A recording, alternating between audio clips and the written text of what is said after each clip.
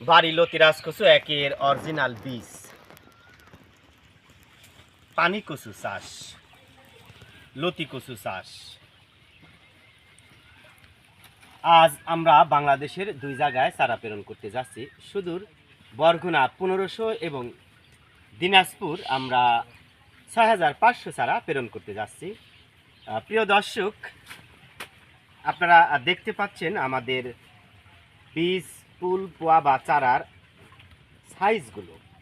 একটু এদিকে তাকান, আপনারা দেখেন চারার গোড়া, এটা 3টা পাতা হয়েছে, 3টা লতি বের হয়েছে। হ্যাঁ, সব চারার গোড়াতে কিন্তু লতি রয়েছে। দেখেন লতি আর লতি, এটা অরিজিনাল বাড়ি লতিরাজ কচু একের অন্যতম বৈশিষ্ট্য। পাশে কিন্তু আমাদের বাড়ি লতিরাজ কচু একের ক্ষেত।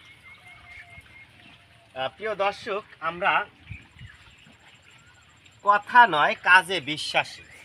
আপনারা যখন আমাদের কাছে বাড়ি লতিরাজ কচু একের বীজ, ফুল, পোয়া বা চারার অর্ডার করেন, আমরা সরজমিনে চারা উত্তোলনের সাথে সম্পৃক্ত থাকি। দেখেন আমরা চারার সাইজ কিন্তু সব চারার সাইজে কিন্তু বড়।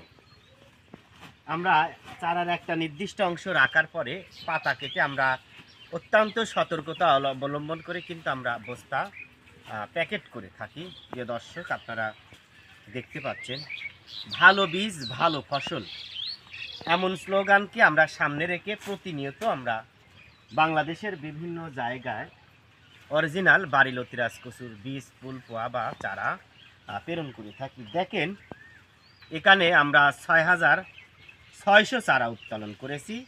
100 তার জন্য আমরা চারা বোনাস দিয়েছি।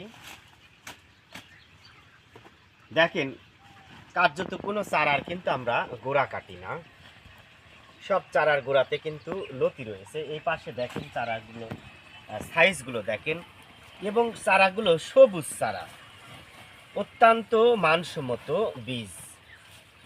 ইনশাআল্লাহ এই চারা রোপণের মোটামুটি 45 দিনের মধ্যে সমস্ত গাছে কিন্তু লতি চলে আসবে, এটা সুনিশ্চিত।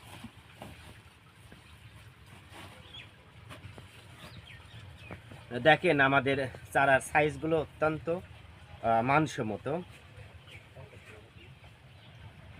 প্রিয় দর্শক, অনেকে আশপাশের এলাকায় থেকে চারা সংগ্রহ করে লসের সম্মুখীন হয়েছে, তাই সাবধান। আপনারা অরিজিনাল যদি বাড়ি লতিরাজ কচু এক চাষ না করেন, তাহলে এই চাষে কিন্তু লসের সম্মুখীন হতে হবে। তাই